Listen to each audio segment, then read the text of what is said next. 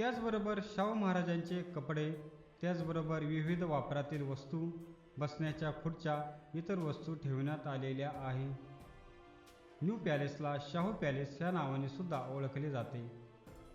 इमारतीच्या समोरच्या बाजूला म्हणजेच बागेच्या बाजूला मोठी घड्याळे बसवण्यात आलेली आहे आणि ते आता सुद्धा चालू आहे.